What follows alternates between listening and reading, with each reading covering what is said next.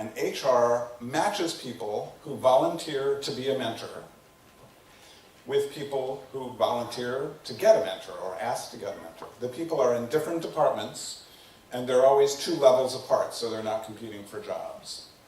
And they're matched on something they share an interest in. So what the Sun Microsystem study shows is that for people who have formal mentors, they're much more likely to stay with the company, and they're promoted much more quickly. I should say the Sun Micro Study system shows that in these mentoring relationships, the person who benefits the most is the mentor.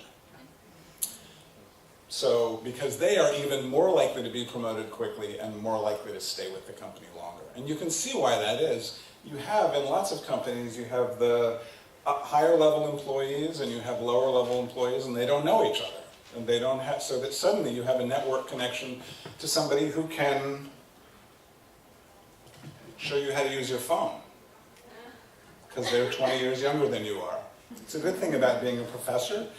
You get new graduate students all the time who can show you how to program in Python, which otherwise you wouldn't learn how to do.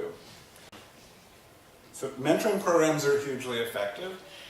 This is a diversity task force on the left. And again, we see giant effects of having a diversity task force. So what is a diversity task force? Sometimes they're called diversity council. Usually the CEO puts these together. They usually ask different departments to nominate someone who's usually the head of the department or the second in command, somebody high up. And normally they meet every month or 2 and they look at the data. Now if they look at the data, remember the data I showed on the first slide? So if you're at fill in the blank, a large American company, and you're going to see data like the ones I showed for your own company. You're going to see that you've, in 30 years, made no progress on African Americans in management and almost none on women in management. So the data are going to be scary to almost any company. And these groups, they tend to look at the data every time they look at hires, attrition, and promotion, typically. The data are going to look terrible. So for one thing, that gets people motivated. So they're looking at the data and they realize something has to be done. And then they have often the same reaction that people have who went to recruitment, who went to special recruitment. This is our job. I don't want to be on this committee. Let's get this fixed. Let's try to figure out what to do.